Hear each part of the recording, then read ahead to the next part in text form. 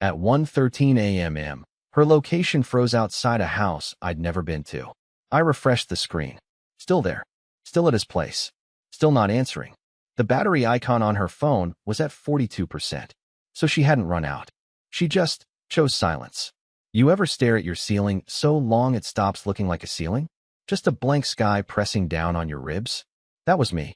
3 pillows, no sleep, and the overwhelming sound of my own heartbeat pounding like it wanted out.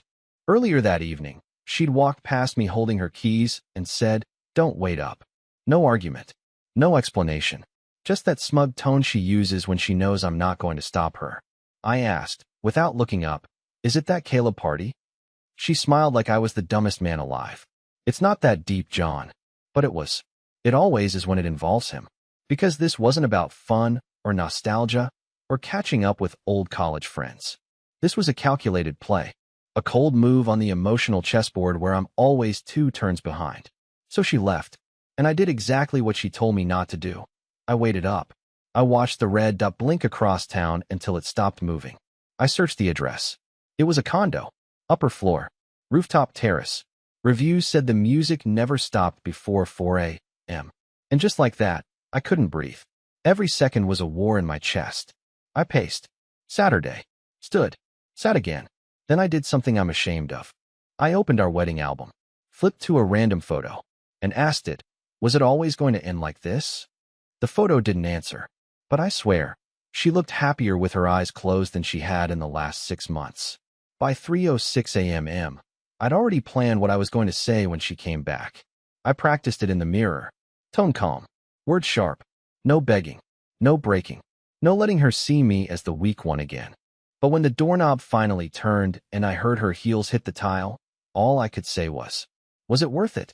She blinked like I'd just spoken a different language, pulled off her earrings, dropped them in the bowl by the door, then turned and said, "You tell me." I thought the world would explode in that moment. But instead, it went silent. Like the universe was leaning in to hear what I'd say next. And what I did, it wasn't loud. It wasn't violent. But it would become the single, irreversible act that changed everything. She disappeared into the bathroom before I could even get up from the couch. The lock clicked. Water began running. And with it, the last bits of my dignity circled the drain.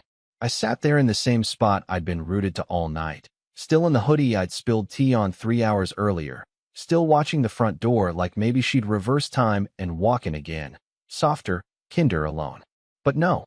She came back reeking of cigarette smoke and Prosecco, wearing the earrings I bought her for our 3rd anniversary, the same ones she once said she'd never wear to trashy events. Apparently, that rule expired when spite entered the conversation. I didn't even want to ask questions anymore. I wanted answers without having to beg for them. But that's not how it works with people like Esme. You either pull the truth from her teeth or let it rot between you. So I started small. Stupid small. "How was the party?" I asked, my voice already surrendering. She called back through the door. "Fine. Caleb still plays the same vinyls like it's 2012. Kinda charming, kinda sad." I clenched my jaw. "Did you have fun?" There was a pause. Then, define fun. That word, define, always meant danger when she used it. It was a dodge, a trap, a signal that whatever you asked next would get twisted into a guilt trip or an accusation you didn't even realize you made. I didn't respond. I just stood up and started tidying the apartment. Loudly. Moved dishes that weren't dirty. Slammed drawers with exaggerated care. Wiped a counter that was already clean. Why? Because I needed her to hear me doing something. I made the bed halfway. I only folded my side. Left hers messy, pillow askew, blanket kicked to the floor like it had been fighting for its life. A silent message. A pathetic act of resistance. 10 minutes passed before she emerged. Her hair was damp. She was in one of my oversized shirts, the same one she used to sleep in when things were good. It didn't look nostalgic on her now. It looked stolen. She moved past me without a word and sat on the edge of the bed. I followed, standing at the doorway like a guest in my own marriage. She finally broke the silence. "I didn't sleep with him." I blinked. "I didn't ask." "You wanted to." I paused. "Did you?" Her shoulders stiffened, but she didn't flinch. "No." Then, after a beat, she added, "But I thought about it." That hit harder than a confession. Thought about it. That means it wasn't just a moment. It was a debate. A possibility. A maybe that danced on the edge of her self-control. I swallowed the lump in my throat and asked the question that had been festering in my skull all night. Why would you do this? What did I do that made him look better than me? Her eyes found mine, and for the first time in weeks, she didn't look annoyed. She looked tired. It's not about him, she said. It's about you not noticing I've been gone for months, even when I was sitting next to you. I had no comeback, because she wasn't entirely wrong. And yet, nothing about this felt justified. Nothing about this felt like love trying to survive. It felt like a slow-motion demolition. But I didn't scream. I didn't cry. I didn't pack my things or slam doors or throw ultimatums. Instead, I simply walked to my laptop, opened the folder labeled Shared Finances, and deleted something that would unravel the comfort she'd taken for granted. Her phone buzzed 5 seconds later. She didn't check it right away. But when she did, her expression shifted. Confusion, then panic, then something I hadn't seen from her in a long time. Fear. Conrad, she said slowly, what did you just do? I looked her dead in the eye and answered, you'll see. She stood there, frozen, still clutching the edge of the bed like it might anchor her to the version of reality she preferred. Her thumb hovered over her phone screen, blinking as if the number staring back at her had to be a mistake.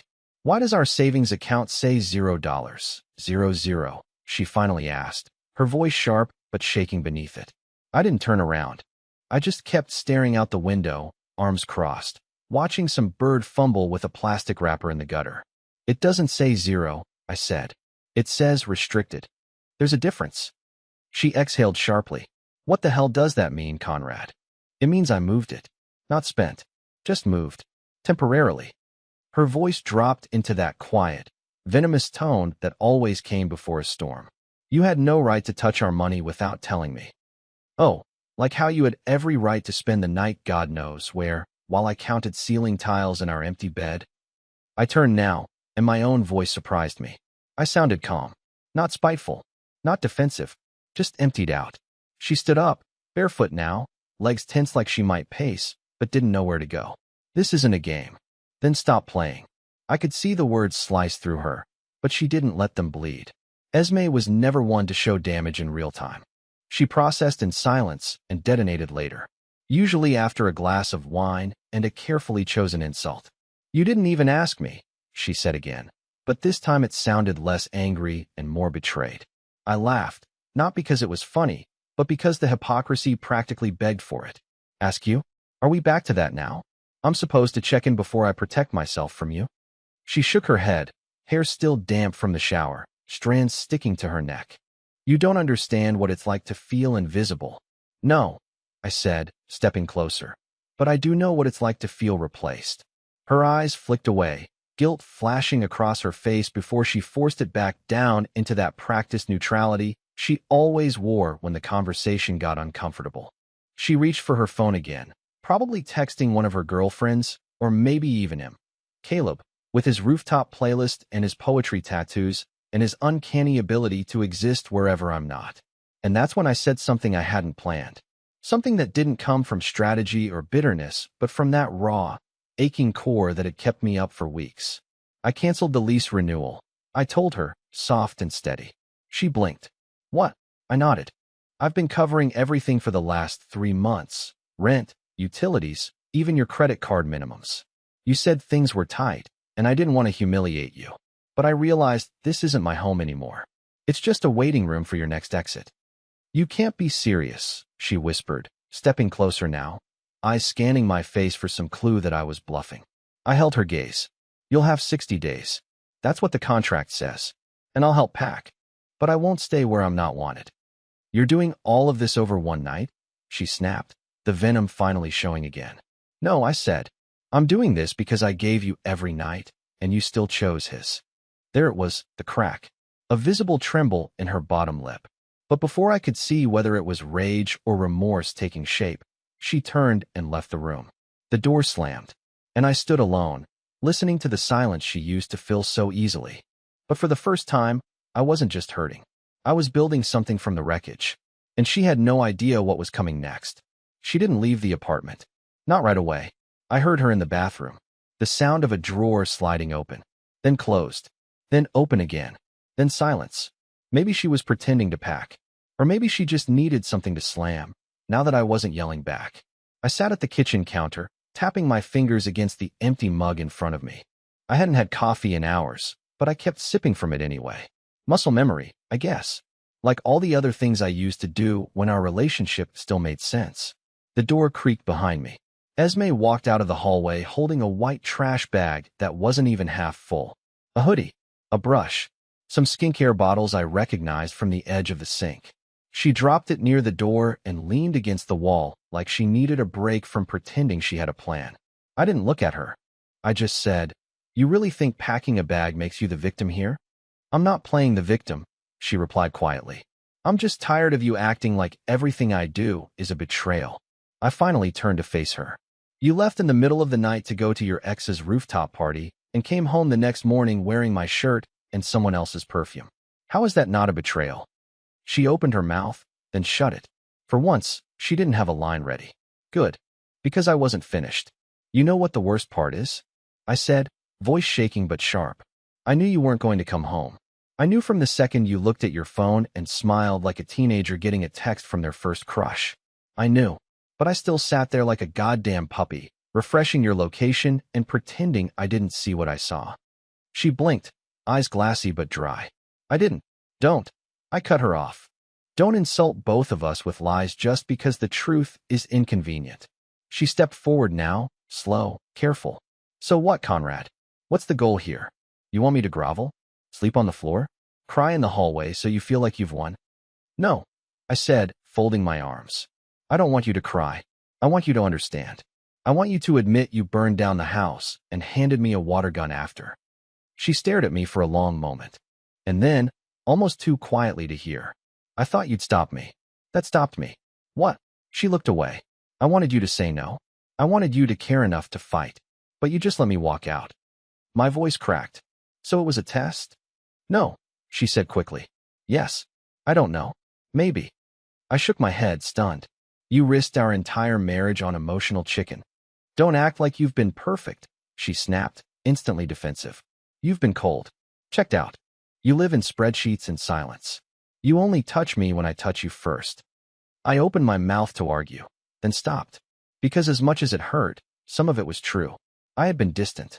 I'd convinced myself it was safer that way, especially after I started noticing how easily she smiled at strangers but sighed when I asked what was wrong. But none of that excused what she did. I walked to the bathroom and shut the door behind me. Her toothbrush was still wet. Her makeup bag half zipped. The toothpaste cap was loose, as if she'd used it while rehearsing her lies in the mirror. I looked at myself. I looked like a man halfway through a breakdown, but too prideful to schedule it properly.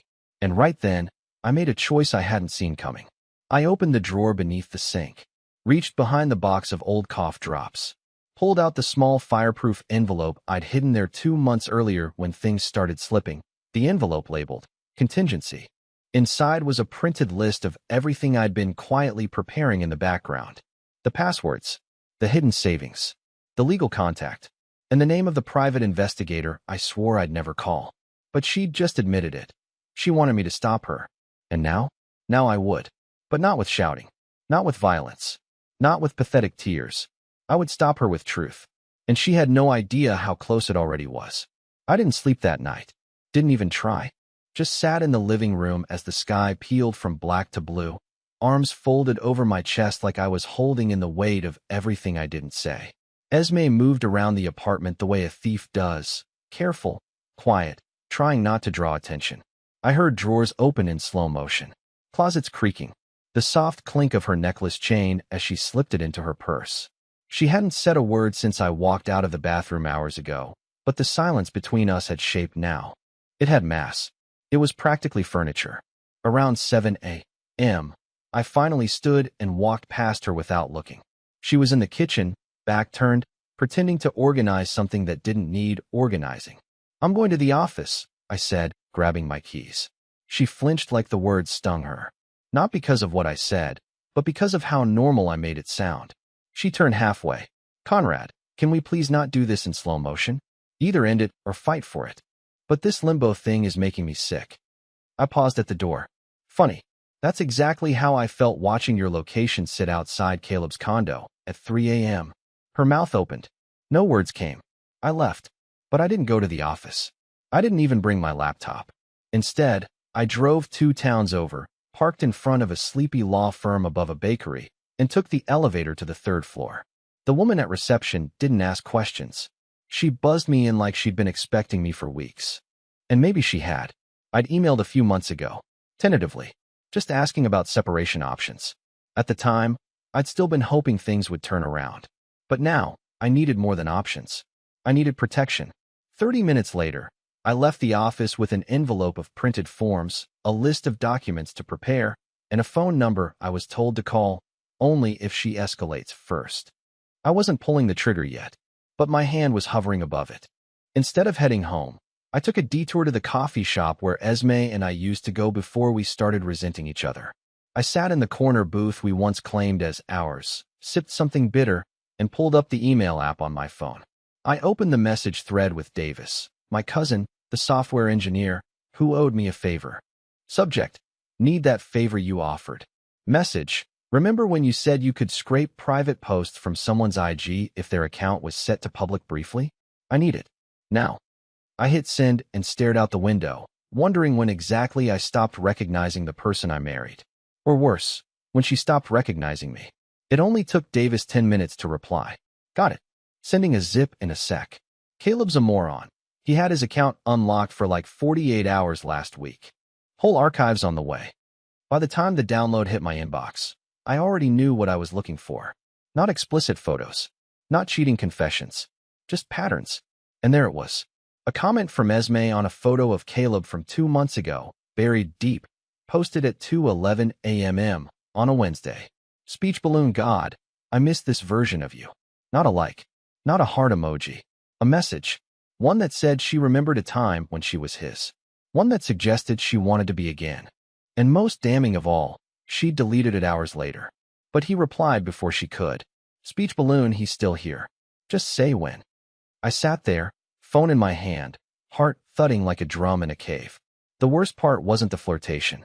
It wasn't even the fact that she'd done it behind my back. It was that this wasn't a drunken mistake. It was planned, calculated. And I just stumbled into the draft folder of a betrayal she thought she could bury. My next move wasn't rage. It wasn't confrontation. It was precision. I emailed myself copies, uploaded them to a hidden drive, labeled it Winter Receipts. Then I sat there, staring at that folder, wondering how far I'd go before I stopped being the man she walked away from and started becoming the man she should have never tested. Back at home, she was probably still pacing, still confused by my sudden calm, still thinking this was just another passive-aggressive phase. But what she didn't know was this. You don't start a war with a man who's been rehearsing his surrender for months.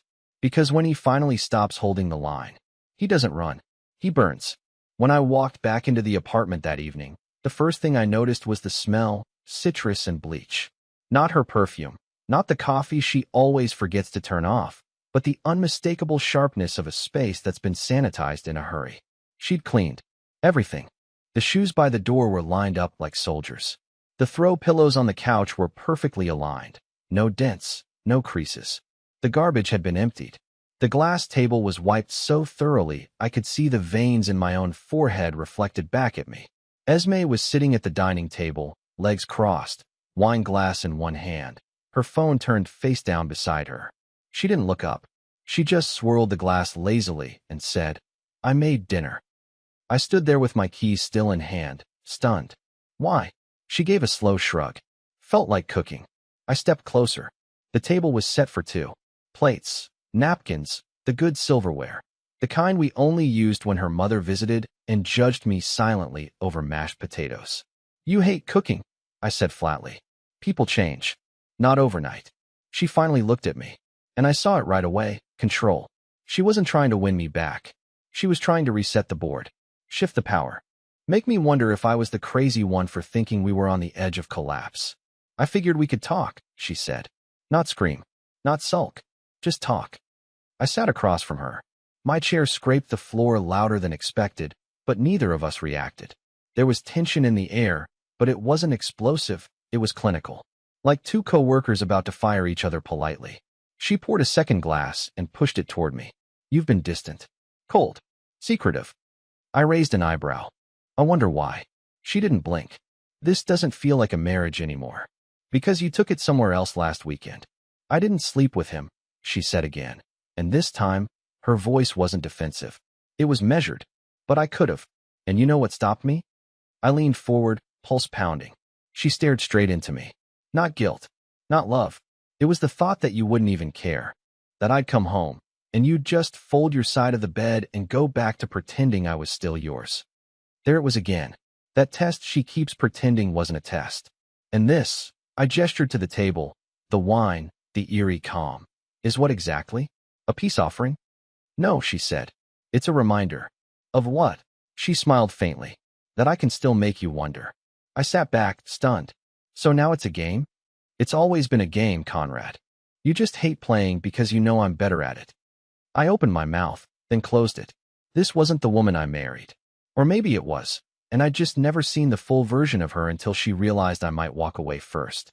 She tilted her head. You've been doing things. I can feel it. You moved the money. You changed the lease. You're not asking questions anymore, which means you're building an exit. I didn't answer. She took a slow sip of wine. That's fine. Leave if you want. But I wouldn't rush. Why not? I asked tightly. She reached into her bag and pulled out a folder. Thin. Tan. Unlabeled. She slid it across the table. I hesitated, then opened it. Photos. Not explicit. Nothing illegal. But damaging. Pictures of me with a female coworker. Hugging in a parking lot. One of her with her head resting on my shoulder. Another with me handing her a coffee in what looked like a hotel lobby, though it wasn't. Are you kidding me? I snapped. You hired someone to follow me? She gave a nonchalant shrug. You weren't talking to me, so I had to get creative. This means nothing, I hissed. I know that, she said. But a lawyer wouldn't. And your HR department might not either. You're threatening me? I'm protecting myself, she replied. The way you've been protecting yourself. For a second, I couldn't breathe. She wasn't spiraling. She wasn't unraveling. She was 3 steps ahead. She hadn't come to fix the marriage. She'd come to ensure that if it ended, she wouldn't leave empty-handed. That's when I realized the truth. She never needed me to stop her from leaving. She just needed to make sure I didn't leave clean. I stood up without saying another word. Her voice followed me as I reached the door.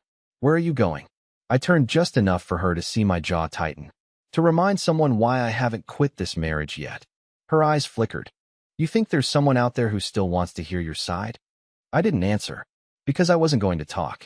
Not anymore. I was going to show her exactly what a quiet man is capable of when he finally runs out of things to lose. I didn't sleep at home that night. Not because I couldn't. Not because I was afraid.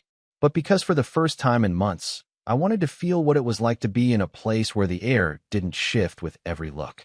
Where no one was watching for signs of collapse and calling it love. So I drove to the edge of town. Not to Caleb's, not to anyone's. But to a place she didn't know I still had access to. My old studio apartment above the mechanic shop I used to work at before I moved up in the company. It smelled like oil and dust and freedom. I still had the key. No photos on the wall. No shared closet. Just a bed, a lamp, a mini fridge, and a steel sink that dripped every 19 seconds. And yet somehow, I breathed easier than I had in years. I spent the next morning on the phone. Not with a lawyer. With her sister, Amelia. The one who stopped coming to Thanksgiving 3 years ago because Esme made one too many jokes about her boyfriend's weight. The one who once texted me, "You okay? You don't look okay in that anniversary photo." She picked up on the second ring. "Conrad." "Hey," I said. "I know it's been a while, but I need to tell someone something. And I need it to be someone who's known her long enough to understand how dangerous her version of the truth can be." She didn't interrupt. She just let me talk. I told her about the party, the GPS, the folder, the clean department, the veiled threats, the weaponization of perception. She didn't act surprised. "I warned you," she said softly. "Esme doesn't burn bridges. She hands out gasoline and lets you strike the match, then cries about the fire." I exhaled, slowly. "I just needed to know I'm not insane." "You're not," Amelia said. "But you are in a war, and you need to stop thinking you can win by playing fair." I stayed silent. "Do you have proof?" she asked. "Yes." "Backups?" "3. Then go quiet. Don't send her anything. Don't confront her. Just prepare. And whatever you do, don't give her a clean story to use against you. No blow-ups. No mistakes. Just silence." I nodded, even though she couldn't see it. Thanks. After I hung up, I sat on the edge of the old bed and stared at the single dusty window overlooking a gas station. I thought about how many times I'd let Esme twist things into being my fault just because I was too tired to argue. How many times I took the high road only to get pushed off the edge of it. No more. That evening, I went home. The apartment was dark except for the hallway light. She was sitting on the floor of the bedroom, cross-legged, laptop open in front of her, a document pulled up, one I recognized from the formatting. A divorce petition. She didn't hear me at first. Or maybe she did, and just waited for me to speak. I thought you said you weren't ready to end it, I said. She looked up, coolly. I'm not. But I need leverage. And this gives me a head start. She really said that. Calmly. Like she was reviewing an insurance policy. You're filing preemptively? I'm drafting, she corrected. Big difference. You're turning this into a negotiation, I said. A power game. It already was, she snapped. You just finally noticed you weren't winning. Something in me changed then. A part of me that still held out some pathetic hope that the woman in front of me was just confused. That she was still reachable. But this wasn't confusion. This was clarity, her version of it. She stood up, walked over, and placed a manila envelope in my hands. Inside is a statement, she said, of what I'll say if you drag me through court. It's not entirely true, but it's believable. And that's all that matters. I looked down at the envelope. I didn't open it. You planned this. I asked quietly. She shrugged. I adapted. You changed the locks in your head months ago. I'm just catching up. I didn't raise my voice. I didn't throw the envelope. I didn't even sigh. I just smiled. Because now I knew. She thought she was the only one playing dirty. But I'd been documenting everything. Her spending habits. The late-night calls. The gym membership she paid for in someone else's name. The burner phone I'd found in the glove compartment. The 2-month overlap in charges between our joint account and her private Venmo. She thought she had leverage. But I had something better. Proof. And I wasn't going to use it to hurt her. Not yet. I was going to use it to own the ending. Because when you're finally ready to walk away from someone who spent years trying to unmake you, the only thing better than justice is control. I never opened the envelope she gave me. Not because I was scared of what was inside, but because I already knew how the story would be written. Skewed timelines, conveniently missing details, vague accusations dressed up as facts. A version of events where she got to look like the one who tried, and I got cast as the ghost who vanished. But I wasn't disappearing. Not anymore. I stayed quiet that night. Said nothing. Did nothing. Let her think she'd checkmated me with paperwork and veiled threats. Meanwhile, I finalized my own quiet exit strategy. Not for revenge, but for freedom. And then, one morning, a week later, I left. Just like that. I didn't wait for drama. Didn't slam doors. Didn't write a bitter letter on the fridge. I took my essentials, laptop, records, backups, and walked out before she even got back from her Pilates class. I didn't go to the studio apartment either. I went somewhere she'd never think to look. My brother's lake house. It had no Wi-Fi, barely working plumbing, and the smell of cedar and dust. But it had peace. Real peace. The kind you don't realize you've been starving for until you get your first full breath of it. And that's where I finally exhaled everything I'd been holding. Over the next month, I spoke to the lawyer. Filed what I needed to file. Sent the evidence, not to destroy her, but to protect myself. There was no court battle. No screaming matches. She didn't want a judge digging into her finances or social media messages. She settled. Quietly. Quickly. She kept the apartment. I didn't want it. It was never mine anyway, not really. She tried to text a few times after. Cold, impersonal things like, we should talk about splitting the sofa, or my mom still has your book. I didn't reply, because there was nothing left to say. 2 months later, Amelia, her sister, sent me a message. She moved out of state. Told people you were the one who gave up. But people are smarter than she thinks. I didn't need anyone to defend me. I was already somewhere better. The lake house became my reset button. I took a sabbatical from work. Started waking up without the feeling that I'd done something wrong just by breathing. I made real food. I ran in the mornings. I fixed the broken deck railing. I didn't check my phone for hours at a time. And I started writing again, not Reddit posts, not confession drafts. Real writing. Things I forgot I even had in me. Things that had been buried under years of emotional debt and silence. One evening, I stood by the dock, barefoot, coffee in hand, and realized something I didn't think I'd ever feel again. Grateful, not for the pain, not for her cruelty, but for the clarity that came after. Because Esme didn't break me. She revealed me, showed me the version of myself I'd been neglecting just to keep the peace in a war I never asked for. And in the end, she didn't win. Not because I beat her, but because I walked away without needing to. Some endings aren't loud. They're not dramatic or destructive. Sometimes the real victory is walking away whole and never looking back.